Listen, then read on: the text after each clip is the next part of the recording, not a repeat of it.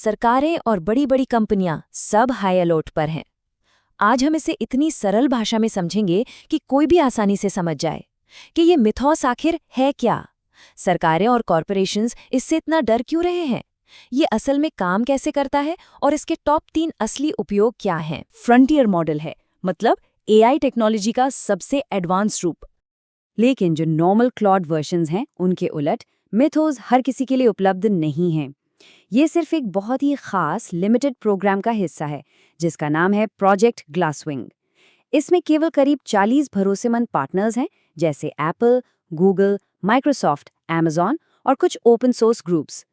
ऐसा इसलिए है क्योंकि ये एक ऐसी चीज में माहिर है जिसका गलत हाथों में पड़ना पूरे इंटरनेट की सिक्योरिटी के लिए बहुत बड़ा खतरा बन सकता है। एंथ्रोपिक के मुताबिक ये उनके पिछले टॉप मॉडल क्लॉड ओपिस 4.6 के मुकाबले एक बहुत बहुत बड़ी छलांग है।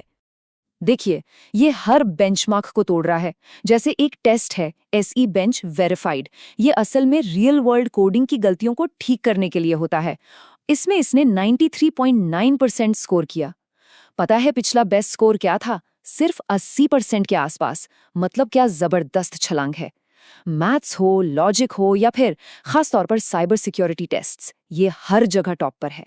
वैसे तो ये एक जनरल पर्पस एआई है, मतलब निबंध लिखने से लेकर मैथ्स सॉल्व करने और एप्स कोड करने तक ये सब कुछ कर सकता है। लेकिन इसकी असली सुपर पावर है साइबर सिक्योरिटी, और यही बात इसे खास बनाती है और थोड़ी चिंताजनक भी। तो अब आते हैं सबसे अहम सवाल पर। सरकारें जैसे कि अमेरिकी ट्रेजरी जो बैंकों को चेतावनी दे रही हैं और बड़ी बड़ी टेक कंपनियां इससे इतना डर क्यों रही हैं? एंथ्रोपिक ने खुद इसके 3 मुख्य कारण बताए हैं।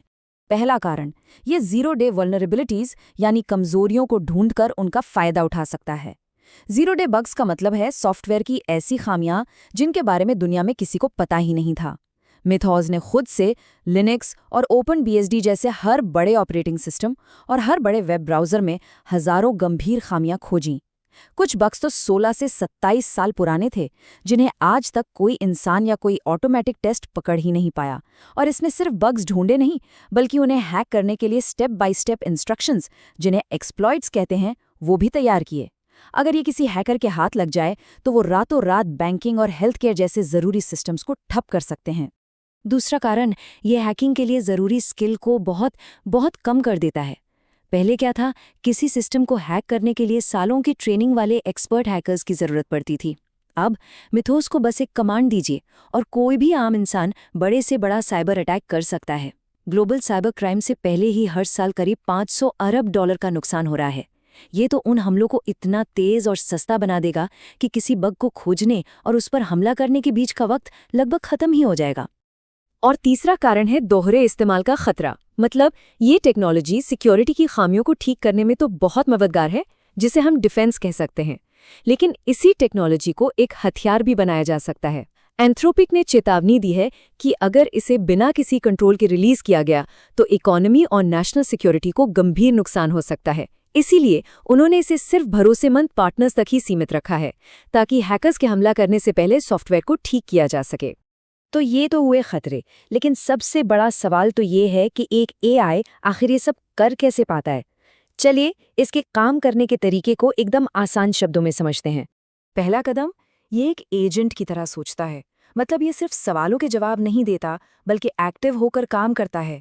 ये एक सेफ टेस्टिंग एनवायरनमेंट में खुद कोड चलाता है, फाइलों को छानता है, डिबगर्स यूज करता है और अपने आइडियाज को बार बार टेस्ट करता है। दूसरा कदम, ये उन पैटर्न्स को पकड़ता है जिन्हें इंसान अक्सर नज़रअंदाज कर देते हैं। पब्लिक इंटरनेट और सिंथेटिक डेटा पर ट्रेन होने की वजह से इसकी कोडिंग की समझ नेक्स्ट लेवल की है। ये फाइलों को रैंक करता है कि किस फाइल में बग होने की सबसे ज्यादा संभावना है। ये प्रॉब्लम्स का अंदाजा लगाता है और फिर छोटी छोटी कमजोरियों को जोड़कर एक बड़ा एक्सप्लॉइट बना देता है। तीसरा कदम, ये खुद ब खुद प्रूफ ऑफ कॉन्सेप्ट अटैक तैयार करता है। एक उदाहरण देता हूँ। इसने ओपनबीएसडी में, जिसे सबसे सेफ ऑपरेटिंग सिस्टम्स में से एक माना जाता है, एक 27 साल पुराना बग खोजा। एक दूर बैठा कंप्यूटर सिर्फ कनेक्ट करके ही उस ओएस को क्रैश कर सकता था, और लागत हर टेस्ट की सिर्फ $50 से भी कम। और एक बार शुरू में कमांड देने के बाद किसी इंसान की कोई ज़रूरत नहीं।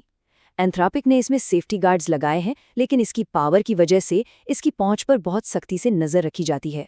और हाँ, चिंता की कोई बात नहीं, इसने जो भी जीरो डे खामियां खोजी थी उन्हें जिम्मेदारी से रिपोर्ट करके ठीक करवाया जा चुका है।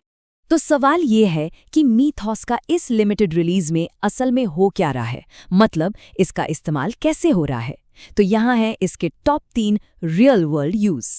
पहला use, defensive cyber security. Project Glasswing का मेन फोकस यही है।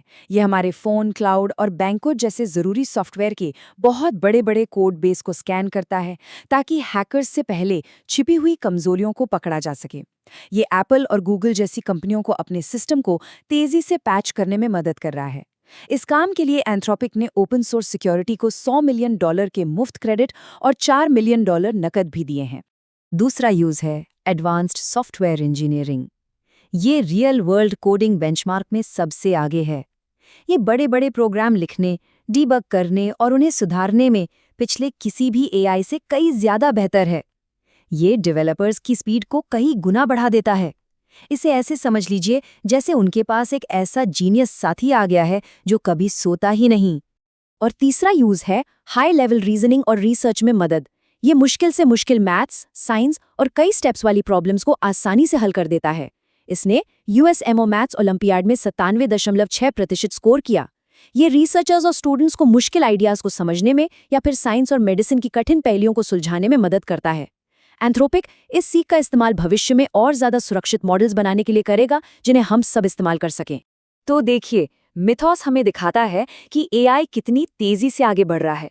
ये हमारी रक्षा करने के लिए भी एक ताकतवर टूल है और तबाही मचाने के लिए भी। एंथ्रोपिक ने एक जिम्मेदार रास्ता चुना और इसे सिर्फ डिफेंसिव यूज के लिए ही सीमित रखा। लेकिन जैसे जैसे मॉडल्स और भी ज्यादा स्मार्ट होते जाएंगे, सबसे बड़ा सवाल ये खड़ा होगा कि हम ये कैसे पक्का करें कि हमेशा सही लोग ही AI की दौड़ में आगे रहें। क्या लगता है, क्या ऐसे टूल्स तक पहुंच को लिमिट में रखना एक समझदारी भरा कदम है या ज्यादा लोगों को इसकी पहुंच मिलनी चाहिए? अपने विचार कमेंट्स में जरूर बताइएगा। अगर आज आपको कुछ नया सीखने को मिला तो लाइक बटन को जरूर दबाइएगा। AI पर ऐसी ही आसान जानकारी के लिए चैनल को सब्सक्राइब करें और हाँ, बेल आइकन दबाना मत भूलिएगा। अगली बार हम बात करेंगे कि इस तरह की AI भविष्य में नौकरियों को कैसे पूरी तरह से बदल सकती है। देखने के लिए धन्यवाद। जिज्ञासु बने रहें और ऑनलाइन सुरक्षित रहें।